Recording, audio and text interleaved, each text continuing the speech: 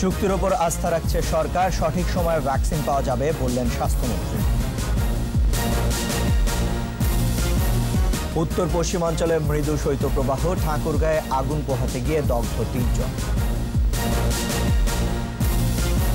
স্থানান্তরিত রোহিঙ্গাদের কাছে স্বস্তির নাম ভাষান্তর, বাংলাদেশ সরকারের প্রতি কৃতজ্ঞতা প্রকাশ।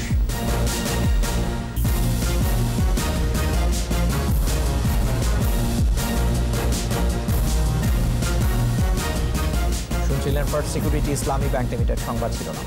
আমন্ত্রণ জানাচ্ছি ২১ দেশের সংবাদে। আপনাদের সাথে আছি রিশান মাহমুদ। দর্শক, ২১ টেলিভিশনের সংবাদ একই সাথে সরাসরি দেখতে পাবেন আমাদের ফেসবুক পেজ www.facebook.com/2124 অনলাইন। বাণিজ্যিক ভ্যাকসিন রপ্তানি বিষয়ে ভারতের নিষেধাজ্ঞা G2Gর উপর নয়, তাই ভ্যাকসিন প্রাপ্তিতে চুক্তির ওপর ভরসা রাখছে সরকার। স্বাস্থ্য মন্ত্রণালয়ের সংবাদ সম্মেলনে জানানো হয়েছে, ভ্যাকসিন পাবার বিষয়ে হতাশ হবার কিছুই নেই। সেরাম ইনস্টিটিউট ও ভ্যাকসিনকোর সাথে ত্রিপক্ষীয় চুক্তির কারণে আন্তর্জাতিক নিয়ম মানার বাধ্যবাধকতা রয়েছে। তবে যথাসময়ে ভ্যাকসিন পাওয়ার বিষয়ে আশাবাদী সরকার। এদিকে পররাষ্ট্রমন্ত্রী ডক্টর AK আব্দুল মোমেন জানিয়েছেন, বিষয়টি ভারতের পররাষ্ট্র মন্ত্রণালয় জানে না। দুদেশের সম্পর্কের অনন্য উচ্চতার কারণে ভারত গুরুত্ব দিয়ে বিবেচনা করবে বাংলাদেশকে ভ্যাকসিন দেওয়ার বিষয়টি। আশ্বস্ত এই জন্য হচ্ছে যে আমাদের সাথে চুক্তি করেছে এবং আজকে যে আলোচনা হয়েছে বিভিন্ন পর্যায়ে, তাতে আমরা নিরাশ হইনি। আমাদেরকে ওনারা আশ্বস্ত করেছেন যে আমাদের যে ইন্টারন্যাশনাল কন্ট্রাক্ট আছে সেটা তারা অনার করবে, এতটুকু আমরা পেয়েছি। যেহেতু এই কাজটি হয়েছে G2G, সরকার টু সরকার, এর সাথে এই যে নিষেধাজ্ঞার কথা বলা হয়েছে, এই নিষেধাজ্ঞার কথা ভারত সরকার বলেছে শুধুমাত্র কমার্শিয়াল অ্যাক্টিভিটিজের উপরে নিষেধাজ্ঞা হয়েছে, আমাদের গুলাতে না, কারণ এটা সরকার টু সরকার। বাংলাদেশ এবং ভারতের যে আপনার উষ্ণ সম্পর্ক আমাদের এই যে মুহূর্তে, আমাদের ক্ষেত্রে ভারত নিশ্চয়ই কিছুটা ছাড় দেবে, আমাদের হয়তো ডিসরাপশন হবে না।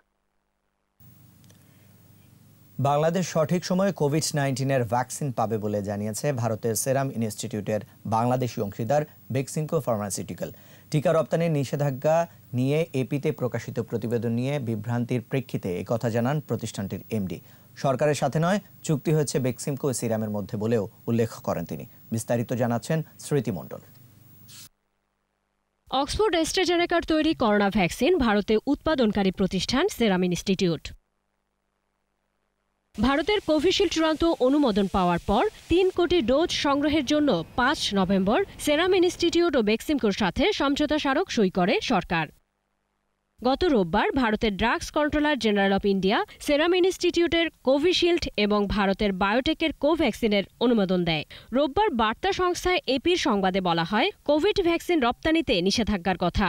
এ নিয়ে তৈরি হয় বিভ্রান্তি দূর করতে অক্সফোর্ডের ভ্যাকসিন নিয়ে বেক্সিমকো ফার্মাসিউটিক্যালসের এমডি নাজমুল আহসান পাপন সাংবাদিকদের ব্রিফ করেন। G2Gর কিন্তু প্রশ্নই ওঠে না, মানে আমি জানা নাই, মানে এইটা আমাদের, আপনারা যে G2Gর কথা বলছেন, স্বাস্থ্য সচিব বলেছে, উনি কোন ভ্যাকসিনের কথা বলছে আমি জানি না, এটা হতে পারে অন্য ভ্যাকসিন, গভর্নমেন্টের অন্য গভর্নমেন্টের সাথে কোনো থাকতেই পারে, আমার জানা নেই। বাংলাদেশ রেগুলেটরি অথরিটি অ্যাপ্রুভাল দেওয়ার 1 মাসের মধ্যে ওরা আমাদের এখানে সাপ্লাই শুরু করতে হবে, অ্যাকর্ডিং টু দি এগ্রিমেন্ট।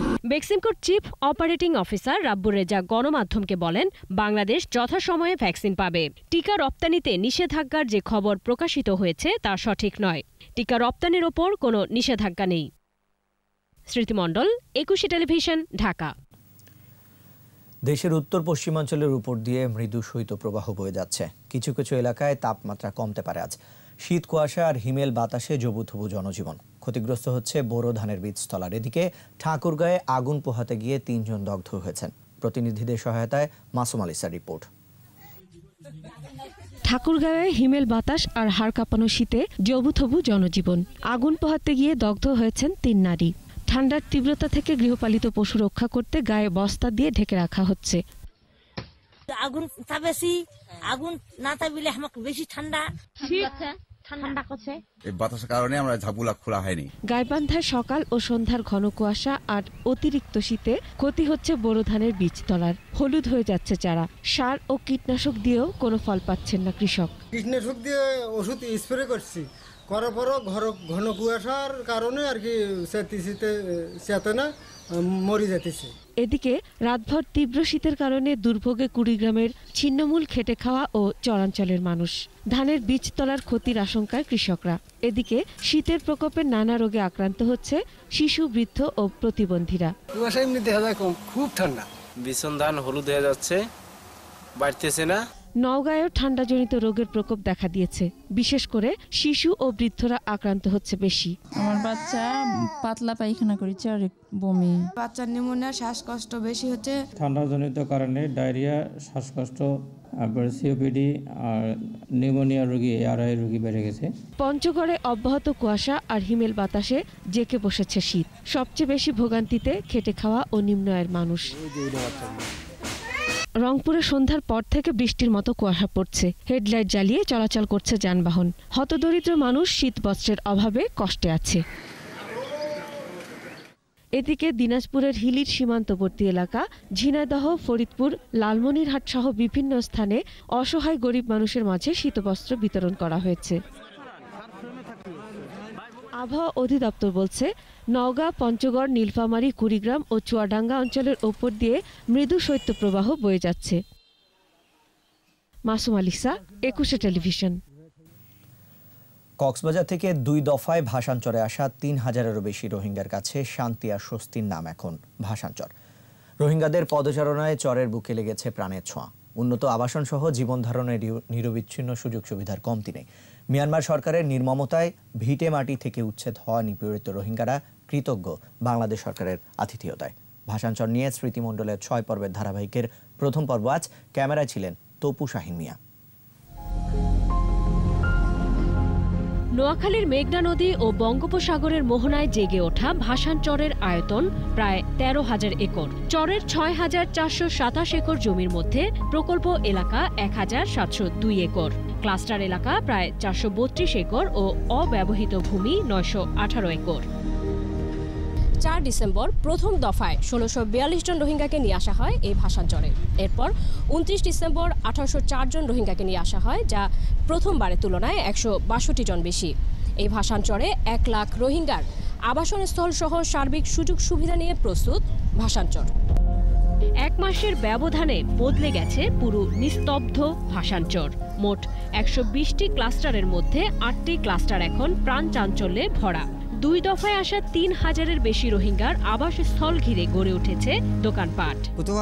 গণবসতি ভালো লাগে না, বাসানচরে আসিলাম, বাসানচরে অনেক ভালো লাগে। বেশি ভালো সুবিধা জায়গা, রাস্তা, রোড ঘাট, ফুটবল খেলার মাঠ, ঘর দুয়ার ভারত বইয়ার হয়, বাতাস হয়, হেরে না ভাইতাম। বাসানচরে বেশি ভালো লাগে, চলাফেরা ঠিক আছে, তাহলে জ্ঞান সাইহান পাই। ঘরে ঘরে সৌর বিদ্যুতের আলো, পানির সুব্যবস্থা, স্যানিটেশন, চিকিৎসা সহ সব ব্যবস্থাই আছে। রয়েছে ঘূর্ণিঝড় আশ্রয় কেন্দ্র, ড্রেনেজ ব্যবস্থা, বাজার, স্কুল, মসজিদ, টেলিযোগাযোগ সহ আধুনিক সুযোগ সুবিধার সমস্ত আয়োজন। মিয়ানমার সেনাবাহিনীর নির্মমতায় দেশ ছাড়া রোহিঙ্গাদের কৃতজ্ঞতার সীমা নেই বাংলাদেশের প্রতি। বেশি শুক্র আর তুমি গোসলখানা আছে, লেট্রিন আছে, পানি ফুরানো পরে সিবানো পরে বেশি গন লাগে। বাংলাদেশের সরকারে যত তানাই আড়াই খুশি আসি দিও আহি ওরা রাশন টাশন দিয়ে গ্যাস টাস লাগিয়ে চল তল ফুরাইব তো দিব বলে হয়। এখন মুক্ত পরিবেশে আপন মনে খেলা করছে শিশু কিশোররা, ঘুরে বেড়াচ্ছে শান্তি আর স্বস্তিতে।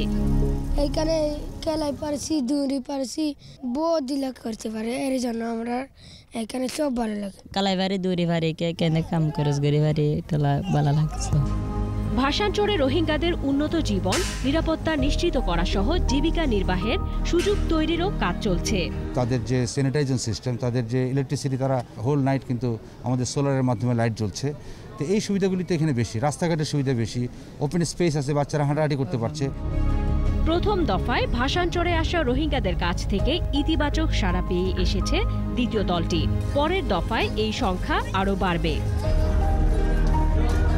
স্মৃতিমণ্ডল, 21 টেলিভিশন, ভাসানচর, নোয়াখালী। নিচ্ছি প্রিমিয়ার ব্যাংক লিমিটেড সংবাদ বিরতি। নো মাস্ক নো সার্ভিস বিধি মেনে চলুন, সুস্থ থাকুন। যখন ফিরছি তখন অন্যান্য খবরের সঙ্গে আরও থাকবে। লালমনিরহাটে ব্যাঙের ছাতার মতো গড়ে উঠেছে ইট ভাটা, নেই নিয়ম নীতির তোয়াক্কা।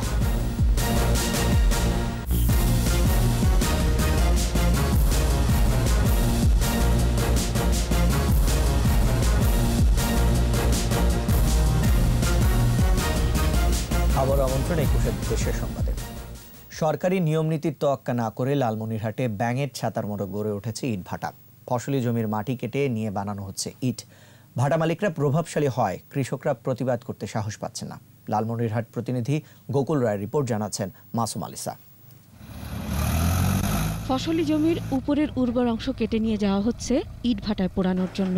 শুধু শ্রমিক নয়, মাটি কাটার মেশিন দিয়েও ফসলি জমির মাটি কেটে নেওয়া হচ্ছে। কৃষকদের অভিযোগ, ইট ভাটার মালিকরা কৌশলে তাদের ফাঁদে ফেলে জমির মাটি কাটছে। এই বিষয়ে ইট ভাটা মালিকদের কেউ কথা বলতে রাজি হয়নি। জমির ক্ষতি দিচ্ছে, পাশে জমির আবাদ হয় না, জমি ভাঙি পড়ে যায়, ওই জমি মনে 15-16 বছর আবাদ হয় না। আমাদের অনেক ক্ষতিগ্রস্ত হচ্ছে। আমরা জমি না দিলে পাশের জমি মানে জমি দিচ্ছে, এখন বাধ্যমূলক আমাকেও দেওয়া লাগতেছে।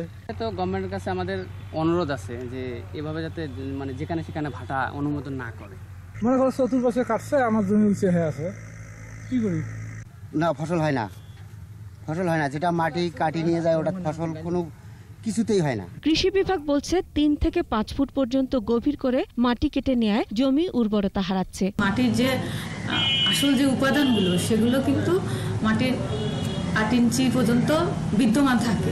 এর ফলে কি হচ্ছে, মাটির যে অংশে প্রাণ থাকে সেই অংশটুকুই কিন্তু বের হয়ে যাচ্ছে। আর পরিবেশ অধিদপ্তর জানিয়েছে, আইন ভঙ্গকারী ইটভাটার মালিকদের বিরুদ্ধে ব্যবস্থা নেওয়া হবে। যে সমস্ত ইটভাটা ইট প্রস্তুত ও ভাটা নিয়ন্ত্রণ আইন মান্য না করে প্রস্তুত হয়েছে, সেগুলোকে আমরা আর নবায়ন দিচ্ছি না, এগুলা বাতিল করছে, এদের ছাড়পত্র। সরকার এই ইটভাটাগুলোকে প্রযুক্তিগত পরিবর্তন আনয়নের মাধ্যমে দূষণ নিয়ন্ত্রণের চেষ্টা করছে। এদিকে ভ্রাম্যমাণ আদালত পরিচালনার মাধ্যমে প্রয়োজনীয় ব্যবস্থা নেওয়া হচ্ছে বলছে প্রশাসন। ইতিমধ্যে বেশ কয়েকটি অভিযান পরিচালিত হয়েছে এবং টপ সয়েল যে নিরাজ ছিল সেগুলোর ট্রলি আটক করা হয়েছে এবং মোবাইল কোর্ট নিয়মিত চলছে। লালমনিরহাটে 48টি ইটভাটা রয়েছে, তার মধ্যে 21টির অনুমোদন রয়েছে।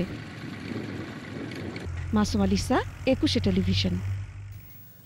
পেঁয়াজের দাম কমেছে হিলি স্থলবন্দরের আড়তগুলোতে। আমদানি শুরু হয় এই মূল্যহ্রাস বলে মনে করছেন ক্রেতা ও বিক্রেতারা। এমন পরিস্থিতিতে লোকসানের আশঙ্কা করছেন আমদানিকারক, পাইকার ও পেঁয়াজ চাষিরা। গত 14 সেপ্টেম্বর পেঁয়াজ রপ্তানি বন্ধ করে দেয় ভারত। এতে ভারতে আটকা পড়ে এলসি করা বেশ কিছু পেঁয়াজ। মৌসুমে পেঁয়াজের উৎপাদন বাড়ায় 28 ডিসেম্বর রপ্তানি থেকে নিষেধাজ্ঞা প্রত্যাহার করে ভারত। হিলি স্থলবন্দর দিয়ে 2 জানুয়ারি থেকে রোববার পর্যন্ত 133 টন পেঁয়াজ আমদানি হয়। দাম কমে যায় আড়তে। এতে লোকসানের আশঙ্কা করছেন আমদানিকারক, পাইকার ও পেঁয়াজ চাষিরা। তবে দাম কমায় খুশি ক্রেতারা।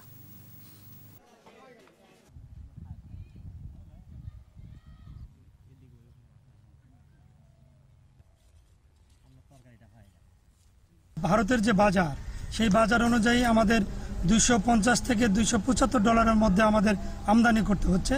এতে করে বাংলাদেশের বাজারে এসে প্রভাবটা বেশি পড়তেছে। আমাদের এই মুহূর্তে যে পেঁয়াজটা উৎপাদন হচ্ছে আমাদের দেশে, আমরা মোটামুটি ভালো দামে বিক্রি করলে আমরা লাভবান হব। যখন শুনছি যে ইন্ডিয়া থেকে পেঁয়াজ আসবে, পেঁয়াজে আমাদের দেশি পেঁয়াজের বাজারটা কমে গেছে। বাংলাদেশি পেঁয়াজ যেটি এখন বর্তমানে বিক্রি হচ্ছে 24-25 টাকা, সেটি আমরা যদি ভারতীয় পেঁয়াজ নেছি, ভারতীয় পেঁয়াজ আমাদের বিক্রি করতে হবে 20 টাকার নিচে। ঢাকা খুলনা মহাসড়কের গোপালগঞ্জ অংশে অবৈধ স্থাপনা উচ্ছেদ অভিযান শুরু হয়েছে। সকালে মহাসড়কের কাশিয়ানী উপজেলার শিবগাতি বাজার এলাকা থেকে এই অবৈধ স্থাপনা উচ্ছেদ অভিযান শুরু হয়। আগামী 6 জানুয়ারি পর্যন্ত এই উচ্ছেদ অভিযান চলবে। মহাসড়কের শিবগাতি বাজার, পোনা বাসস্ট্যান্ড সহ বিভিন্ন বাসস্ট্যান্ড ও মহাসড়কের পাশে স্থাপিত হাট বাজারে 2 শতাধিক অবৈধ স্থাপনা ভেঙে গুড়িয়ে দেওয়া হয়। এ সময় গোপালগঞ্জ সড়ক ও জনপদ বিভাগের নির্বাহী প্রকৌশলী মোহাম্মদ জাহিদ হোসেন, উপবিভাগীয় প্রকৌশলী মোহাম্মদ শাকিরুল ইসলাম উপস্থিত ছিলেন।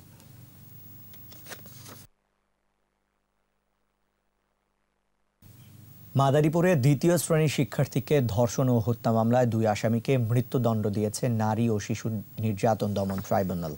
বেলা 12টায় বিচারক দিলরুবা সুলতানা এই রায় প্রদান করেন। মৃত্যুদণ্ডপ্রাপ্ত আসামিরা হলেন মোহাম্মদ মাহমুদুল হাসান ওরফে মধু মোল্লা ও মিলন মোল্লা। মামলার সূত্রে জানা যায় 2012 সালের 27 নভেম্বর মাদারীপুরের শ্রীনদী কোটবাড়ির রাবেয়া আক্তার রিয়া কোচিংয়ের ক্লাস শেষে বিকেলে বাড়ি ফেরার পথে আসামি মাহমুদুল হক মধু ও মিলন মোল্লা পাশের একটি জঙ্গলে নিয়ে রিয়াকে ধর্ষণ ও শ্বাসরুদ্ধ করে হত্যা করে। এ ঘটনায় রিয়ার বাবা অজ্ঞাতনামা আসামি করে 2012 সালের 28 নভেম্বর সদর থানায় একটি মামলা দায়ের করেন। মামলার 8 বছর পর সাক্ষ্য গ্রহণ শেষে বিচারক এই রায় দেয়। বেলাভূমি আর নানান প্রজাতির গাছ তরুলতার নয়নাভিরাম সৌন্দর্যে সুন্দরবনের প্রতিচ্ছবি ভোলার চল কুকরি মুকরির বাঁকে বাঁকে।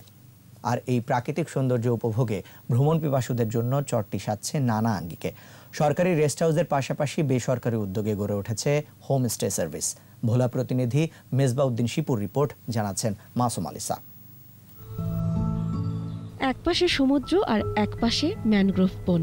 ট্রলার বা স্পিডবোটে যেতে পথে দেখা মেলে চর কুকরিমুকরির অপরূপ নৈসর্গিক দৃশ্য আর অসীম জলরাশি। মাঝখানে বেলাভূমি জুড়ে লাল কাঁকড়ার ছোটাছুটি, বনের বুক চিরে সরু জলস্রোত।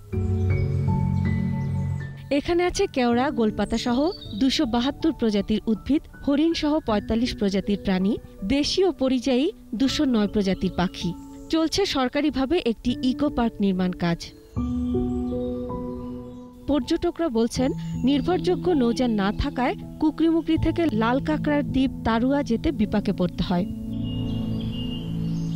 তবে পর্যটকদের জন্য আবাসন সংকট দূর করতে নারী উদ্যোক্তারা গড়ে তুলেছেন হোমস্টে সার্ভিস। বিভিন্ন পর্যটক কুকরিমুকরিতে ঘুরতে আসেন, তো পরিবার পরিজনকে নিয়ে বিভ্রান্তিতে পড়তে হয় এবং এখানে অন্য কোনো জায়গা থাকার সুব্যবস্থা নেই। তো এটা পরিকল্পনা করে আমি হোমস্টে সার্ভিসটা চালু করেছি। এই পর্যটন দ্বীপে প্রতি বছরের ন্যায় এবারও আমরা আশা করি যে ব্যাপক দেশি এবং বিদেশি পর্যটকরা আমাদের কুকরিতে আসবেন। শুধু দেশি নয়, বিদেশি পর্যটকদের কাছে আকর্ষণীয় রূপে তুলে ধরতে অনলাইন মার্কেটিং প্ল্যাটফর্ম করা হয়েছে। এই প্রকল্পটির মাধ্যমে টুরিস্টদের সুযোগ সুবিধার জন্য আমরা ট্যুর গাইড এবং যারা সেবাদানকারী যে সমস্ত সদস্যরা আছেন তাদেরকে আমরা দক্ষতা উন্নয়ন প্রশিক্ষণ দিই। সাগর এবং বনভিত্তিক যে তাদের জীবন ব্যবস্থা, সেটাকে নয়নাভিরাম রূপে উপজীব্য করে আমরা তুলে ধরতে চাচ্ছি পর্যটকদের কাছে। জেলা প্রশাসন বলছে, পর্যটকদের নিরাপত্তা, যাতায়াত ব্যবস্থা সহ অবকাঠামোগত উন্নয়নে নানা উদ্যোগ নেওয়া হয়েছে। স্থানীয় জেলা পুলিশ, নৌ পুলিশ, কোস্টগার্ডের সমন্বয়ে আমরা নিরাপত্তাকে নিশ্চিত করার জন্য আমরা উপজেলা নির্বাহী অফিসারদেরকে নির্দেশ দিয়েছি। তাছাড়া আমরা আমাদের এই যারা পর্যটক আসবেন তাদের যাতায়াতের জন্য একটি ল্যান্ডিং স্টেশন তৈরি করা। চর কুকরিমুকরিতে বন বিভাগের সবুজ বেষ্টনী, বাহারি প্রজাতির গাছপালা আর জীববৈচিত্র্যের সমারোহ মন কাড়ে ভ্রমণ পিপাসুদের। মাসুম আলিসা, 21 টেলিভিশন। এবার চট্টগ্রাম সংবাদ।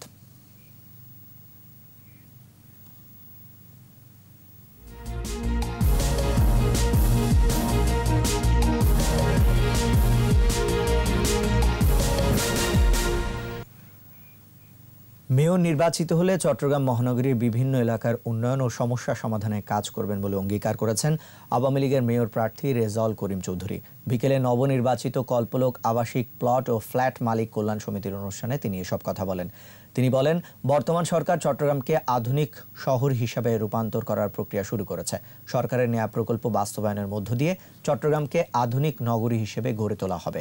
এ সময় অন্যান্যদের মধ্যে উপস্থিত ছিলেন সংগঠনের সভাপতি মতিউর রহমান, সাধারণ সম্পাদক শফিকুল আলম সহ স্থানীয় নেতারা।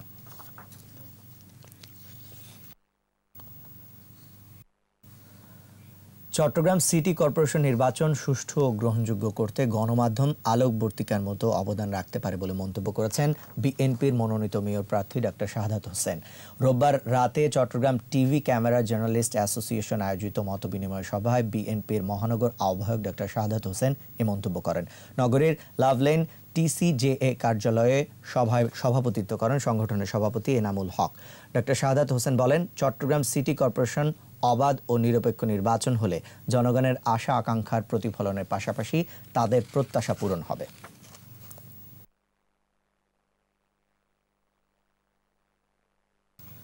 কক্সবাজারের উখিয়ায় ট্রাকের ধাক্কায় মোটরসাইকেল আরোহী র্যাবের ল্যান্স নায়ক তরিকুল ইসলাম নিহত হয়েছেন। এ সময় র্যাবের আরেক সদস্য আহত হয়। সকাল 10টায় কক্সবাজার টেকনাফ সড়কের উখিয়ার পালংখালী এলাকায় এই দুর্ঘটনা ঘটে।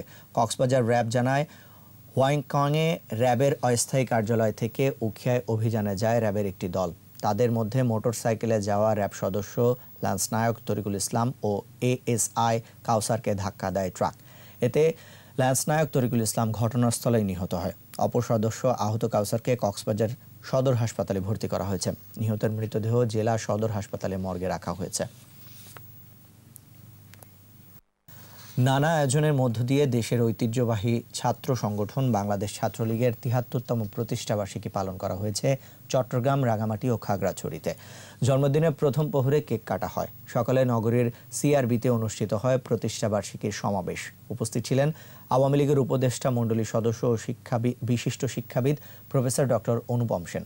এদিকে রাঙামাটিতে ছাত্রলীগের গৌরব, ঐতিহ্য ও সংগ্রামের এবং সাফল্যের কথা তুলে ধরে আলোচনা হয়েছে। প্রধান অতিথি ছিলেন খাদ্য মন্ত্রণালয় সম্পর্কিত সংসদীয় স্থায়ী কমিটির সভাপতি দীপঙ্কর তালুকদার এমপি। এদিকে খাগড়াছড়ি জেলা আওয়ামী লীগের দলীয় কার্যালয়ে প্রতিষ্ঠাবার্ষিকীর উদ্বোধন শেষে বর্ণাঢ্য র্যালি বের করা হয়। পরে বঙ্গবন্ধুর ভাস্কর্যে শ্রদ্ধা নিবেদন ও আলোচনা সভা হয়।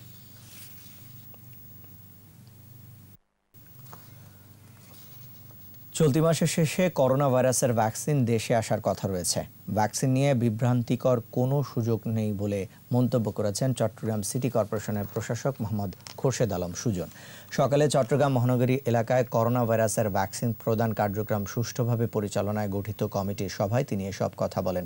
এতে বিভাগীয় স্বাস্থ্য পরিচালক ডক্টর হাসান শাহরিয়ার কবির, অতিরিক্ত বিভাগীয় কমিশনার মিজানুর রহমান, চট্টগ্রাম সিটি কর্পোরেশনের প্রধান নির্বাহী কর্মকর্তা কাজী মোহাম্মদ মোজাম্মেল হক উপস্থিত ছিলেন।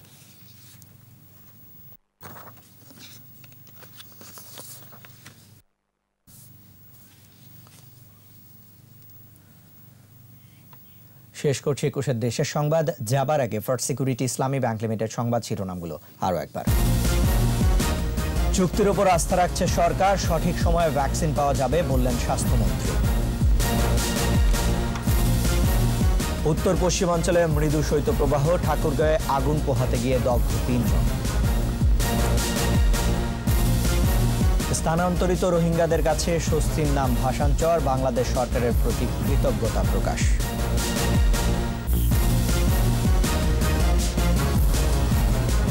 সবশেষ খবর জানতে ডায়াল করুন 2021 নম্বরে, ভিজিট করুন 21tv.com এই ওয়েবসাইটে। এছাড়া ফেসবুকে লগ ইন করতে পারেন facebook.com/2124 অনলাইনে।